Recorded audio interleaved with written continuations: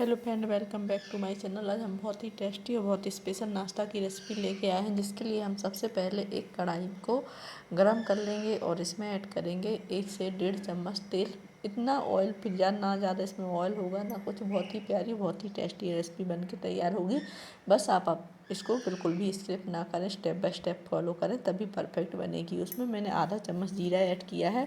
उसके बाद मैंने इसमें ऐड कर दिया है बारीक चॉप किया हुआ प्याज आप नहीं खाते फ्रेंड तो प्याज को स्किप कर सकते हो। उसके बाद मैंने इसमें ऐड किया है हरा मिर्ची एक, और इसको अच्छे से भून लिया है। जैसे ही हमारी प्याज अच्छे से भुन जाती है तो हम इसमें ऐड करेंगे बारीक कटा हुआ टमाटर। पहले प्याज को फ्रेंड अच्छे से भून जाने देना है। जैसे प्याज का कलर चेंज होगा तब आप इसमें टमाटर ऐड करना।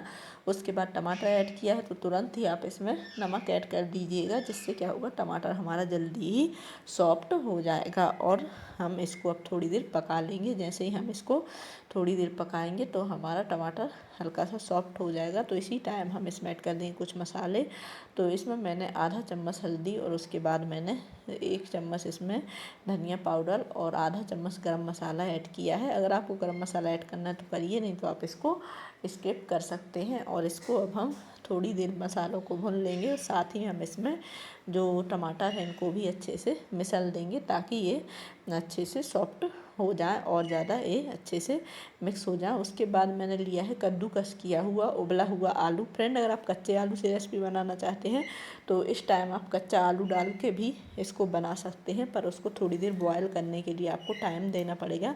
मैंने इसको बॉयल आलू से बनाया है तो मैंने इसको ज़्यादा टाइम नहीं दिया है। बस इसको मसालों में मिक्स किया। मिक्स करने के बाद पहले अच्छे से मिक्स कर देना है। साथ ही मेरी रिक्वेस्ट है फ्रेंड कि वीडियो को लाइक और चैनल को सब्सक्राइब कर दें। साथ ही साथ कमेंट में भी बताएं कि आपको रेसिपी कैसी लगी। और उसके बाद मैंने 1 कटोरी सूजी लिया है, और उसी में मैंने लिया है 1 चम्मच, मतलब 1 से 2 चम्मच आप बोल सकते हैं, छोटी चम्मच से बेसन, और इनको मिक्स कर दिया है। फ्रेंड, ये रेसिपी बेसन से और सूजी से हम बना रहे हैं, बहुत ही प्यारी और बहुत ही टेस्टी बनके तैयार होती है। तो मैंने बेसन लेने के बाद इसमें थोड़ा सा ऐड किया है, इसमें मैंने कस्तूरी मेथी और टेस्ट के अकॉर्डिंग नमक, और ज़्यादा कुछ मैंने इसमें मसाले ऐड नहीं किए हैं। आप इसमें चाहें तो चाट मसाला वगैरह भी यूज कर सकते हैं, पर मेरी रिक्वेस्ट है कि इसको इतने ही मसालों में बनाएं। आप ज़्यादा से ज़्यादा इसमें अजवाइन और ऐड कर दें, और ज़्यादा कुछ ऐड ना करें। सादे से ही मसालों में बहुत ही प्यारी रेसिपी लगने वाली है।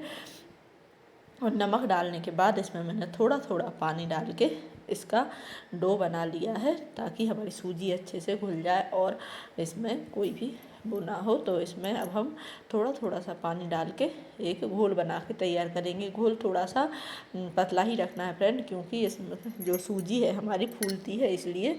उसके बाद हम क्या करना है कि जैसे हमारा घोल अच्छे से थोड़ा थोड़ा पानी डाल के बनाए, एकदम ज़्यादा भी ना एकदम से पानी डाले, नहीं तो क्या होगा कि इसमें जो है गिठली पड़ जाएगी। पहले आपको इतना ही ऐसे ही घोल बनाना है, इसके से थिक नहीं अभी बनाना है। उसके बाद आपको क्या करना है, जो हमारा आलू वाला मैंने मसाला बनाया था उस मसाले को इस घोल में ऐड करना है। तो घोल थोड़ा सा थिक था तो थोड़ा सा और पानी डाला, ताकि मैंने जो घोल है इसमें आलू का मसाला ऐड करने में आसानी हो।